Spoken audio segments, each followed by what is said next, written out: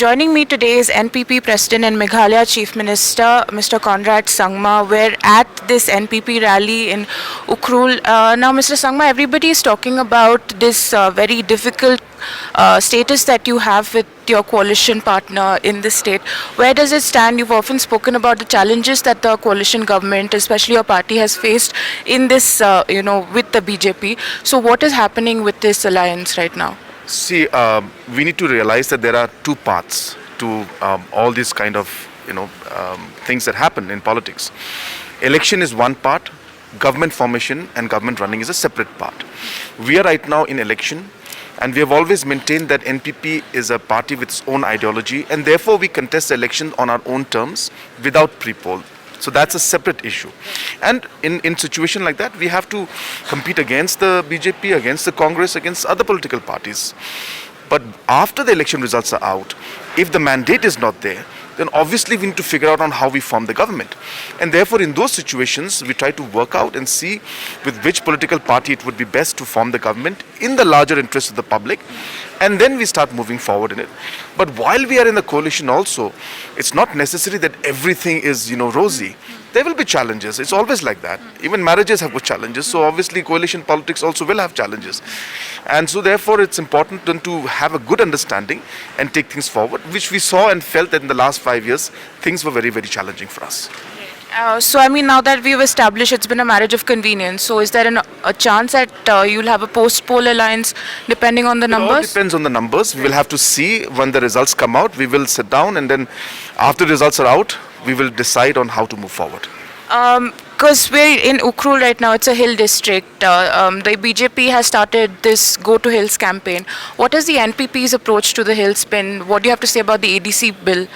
See, number one, the Go to the Hills was a slogan, but it was a slogan only. When we go to the grassroots level, the kind of importance that was required to be given in terms of infrastructure has not been done. And therefore, that needs to change in the future.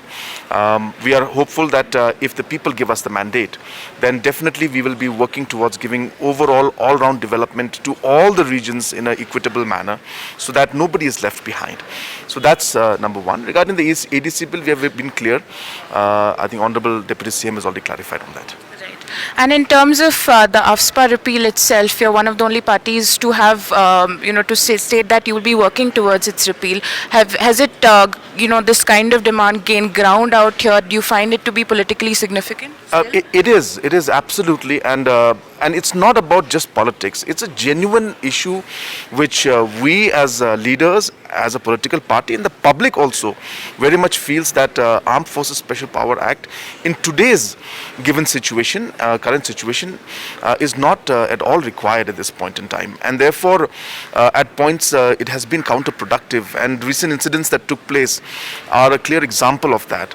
Therefore, there are other ways to manage situations. As I said, there is, peace has come in to a large extent in most parts of Manipur and Nagaland. So therefore, government needs to explore other ways to handle the situation, and draconian laws like the Armed Forces Special Power Act must go now. And the last question about the ground situation in terms of the pre-poll violence. Your party has, made allegations that there have been pre-poll violence in several constituencies. What is the situation right now? Where have the complaints? It's very sad and unfortunate that certain political parties and certain candidates have started resorting to violence. This was not there. Manipur has been more of a peaceful state in the recent past, but now with the use of this kind of violence is just trying to take back Manipur into those very difficult days, and it's a really wrong thing to do at this point in time, and we condemn it. And we have in fact complained not just to the CEO, but we have sent the complaint to the MHA, we have sent the complaint to the Chief Election Commissioner, and action is being taken, but we would urge that more swift action, timely action, and enough security should be provided to all our candidates. Do you think there's a concerted effort to target the NPP in any of these? It looks like it. It looks like most of the target of most of the candidates and political parties is the NPP, which again is very concerning. But there is of course an underlying political message in that also, that if we are being attacked means there must be reason why they are targeting us so much. So we'll continue to fight, and we have urged our party leaders and workers that in reply to this violence, the best way to reply is through the electoral mandate and through the power of democracy that we have, which is to ensure that we vote for our candidates. Thank you so much, sir.